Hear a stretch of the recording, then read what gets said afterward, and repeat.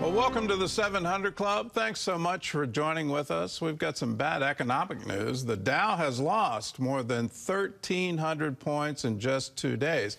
The good news, the latest government report shows inflation is cooling slightly last month. We're at 2.8%.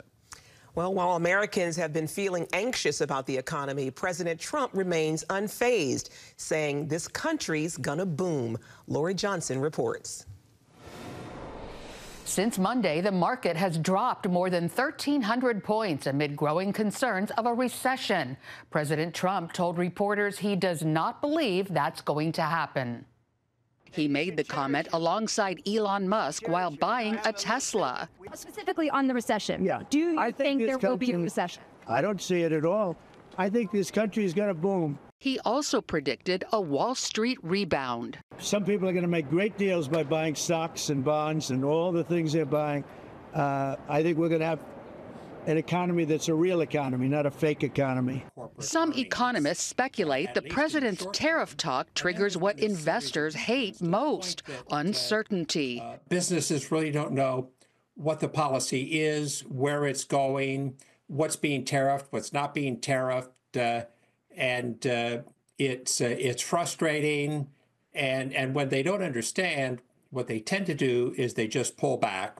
They come out of the market. The president has announced tariffs on goods from Mexico and Canada, but then put some on hold. A 25% tariff on all steel and aluminum imports goes into effect Wednesday. And our steel and aluminum industries have actually applauded these tariffs because, again, they know it's going to grow their industry here. It's going to allow them to export more steel that is made right here in the United States with American workers. But they're creating tension with trading partners. The European Union announced countermeasures that will go into effect April 1st, but is open to negotiation. Ontario's premier announced a 25% surcharge on electricity exports to the U.S. when President Trump threatened to increase the tariff on Canadian metal to 50%, Canada suspended the surcharge. Threats going back and forth, tit for tat.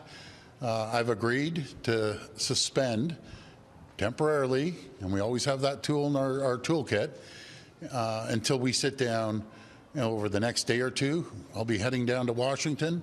Business owners feel they'll pay the price for tariffs. In Asheville, North Carolina, brewery owner Adam Charnock says the cost of aluminum cans needed for his beer will go up. Our cost of goods have gone up. Our cans have already gone up in price. Bottom line is going to eat into a good part of our profits. Still, President Trump is optimistic about the long run. Speaking to about 100 CEOs from America's largest companies, President Trump touted America's new business-friendly economy. But hundreds of billions of dollars is being invested. That wouldn't have happened if I didn't win the election, number one. And I think, number two, the tariffs are having a tremendously positive impact. They will have, and they are having. He said tariffs will bring back manufacturing to America and boost the economy. Lori Johnson, CBN News. Well, it's been an interesting ride on the stock market. If you're invested for the long term, like I am, you're kind of wondering what in the world just happened to my retirement fund. But the good news, and it is good news about the U.S. stock market, it tends to rebound. Been through the recession of 2008, and yes, did it come back? The answer is yeah, it will. But it depends on your time horizon. In economics, it's been sort of drilled into every economics student for decades that under the Hoover administration, when he introduced tariffs, it just made the recession even worse because it created an inflationary spiral for goods, and it created trade barriers. And the best thing to get out of a recession is let the markets do their work, and the free and open market will always work. So ruinous tariffs became part of every education, certainly part of my education. It appears what Trump is doing is using it as some kind of bargaining chip, and we're seeing it play out in real time with these negotiations with Canada, where they try to retaliate with tariffs, and then he ups the ante, and they have to back down. And all he's trying to do, it appears, is level the playing field. that how many other countries put tariffs on U.S. goods and prohibit us from entering their markets. Shouldn't we play the same game? If we are losing manufacturing jobs, if we're losing high-tech jobs, if chips aren't being made right here in the United States, well, that's a strategic problem, and we have to force these countries to invest in America. I would add to it, the pharmaceutical industry has been an absolute, in my view, strategic blunder to allow China to control most of the pharmaceuticals in the United States. A lot of attention on fentanyl, but every other drug that we're using, we're not having domestic manufacturing. So is there a period of adjustment? You betcha. And I hope the president's right. He seems to be quite the negotiator. Will we boom? Will we come roaring back? In other news, the House did its part to avert a government shutdown, and now it's up to the Senate. John Jessup has more on that story from our CBN News Bureau in Washington. John? That is right, Gordon. Speaker Mike Johnson scored a victory. Despite objections from fiscal hardliners, every Republican except one voted for the bill. The continuing resolution funds the government through the end of September. While it's an overall decrease from 2024 spending levels, it increases military spending by $6 billion. It now goes to the Senate, where it needs 60 votes to pass. That means some Democrats will have to vote for the bill to prevent a shutdown on Friday. Meanwhile, the Education Department is announcing major cuts in staff. It's set to issue termination notices to some 1,300 employees. About 600 more have resigned or taken early retirement. That's nearly half of the department's workforce. Well, the Trump administration is lifting its pause on military aid and intelligence to Ukraine after Ukrainian negotiators agreed to a proposed 30-day ceasefire with Russia. Secretary of State Marco Rubio and National Security Advisor Mike Waltz met with Ukrainian officials in Saudi Arabia Tuesday to set the terms for potential peace talks with Russia. Special Envoy Steve Witkoff is expected to meet with President Putin this week. We're going to take the offer to them. We're going to tell them this is what's on the table. Ukraine is ready to stop shooting and start talking. And now it'll be up to them to say yes or no. I hope they're going to say yes, and if they do, then I think we made great progress. If they say no, then we'll unfortunately know what the impediment is to peace here. Other items include a prisoner exchange and the return of Ukrainian children kidnapped by Russia, as well as a deal to share revenues from Ukraine's rare earth minerals with the United States. Well, turning now to the legal battle over the Trump administration's move to deport a Columbia University student and pro-Palestinian activist. Protesters are demanding the release of Mahmoud Khalil, while President Trump warns his arrest is the first of many. Caitlin Burke has more. As a grad student, Mahmoud Khalil is in the country on a green card. Last year, though, he helped lead pro-Palestinian protests at Columbia, actions the Trump administration believes to be aligned with Hamas, a designated terror organization.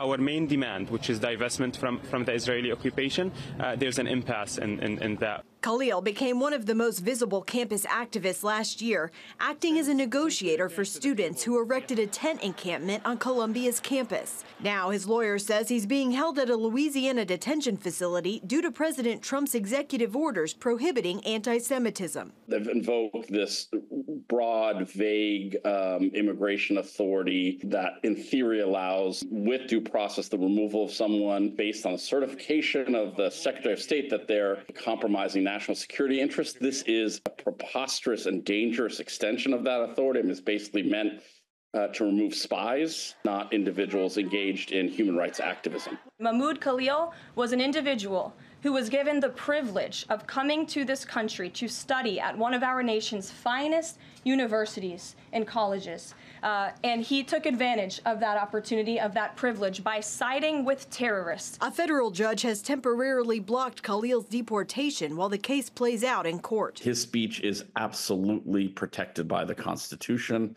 and it should be chilling to everyone that the United States government could punish or try to deport someone because they disapprove of the speech they're engaged in. Still, Trump says more arrests are coming, writing on Truth Social, quote, "If you support terrorism, including the slaughtering of innocent men, women, and children, your presence is contrary to our national and foreign policy interests, and you are not welcome here." This is an individual who organized group protests that not only disrupted college campus classes and harassed Jewish American students and made them feel unsafe on their own college campus, but also distributed pro-Hamas propaganda, flyers with the logo of Hamas. Secretary of State Marco Rubio writing on X, quote, "We will be revoking the visas and/or green cards of Hamas supporters in America so they can be deported." Mark Caleb Smith, the director of the Center for Political Studies at Cedarville University, tells CBN News this case brings up the larger question of how much authority we want to put in the hands of the executive branch. I understand at some level we might be sitting here thinking, you know, of course we're against someone who espouses support for an organization that we generally do see as terrorists, but think through what this would mean for another president from another party or with a different ideology who might have a different approach in defining what terrorism or terrorist activity really is. And so broadening that amount of power could lead to some really severe abuse. A hearing for Khalil is scheduled for later today, and his attorney has requested he be returned to New York while the case plays out. Caitlin Burke, CBN News, Washington. Thank you, Caitlin. Gordon, back to you. Well, I'm all for free speech, and free speech includes speech that you absolutely hate.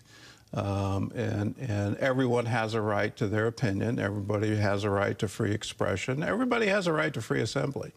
But let me remind you what happened at Columbia University. The president of that university issued a call for the New York police to come and intervene. And it's interesting the wording that was used, a clear and present danger. This isn't just speech. There was violence on that campus, and there were calls to violence. There were calls to support a terror organization that was in charge of Gaza, that launched a horrific attack against Israel and was holding U.S. citizens as hostages. This individual is a graduate now of Columbia University. They're no longer a student. And so why should we have, student protests? He's not a student anymore. He led an uprising, and he took over buildings, and he urged violence, and he urged violence against Jewish students of that same university who said, we're no longer safe here. Well, in my view, that's no longer a speech issue. That is a violence issue. And when you do that kind of thing, when you take over university buildings and you destroy property and you threaten violence, well, no longer is it speech. You've committed a crime. And now is it proper for the State Department to say you're no longer welcome here? Well, the courts are going to have to rule on this. Again, I'm all for free speech, but in my view, this isn't speech.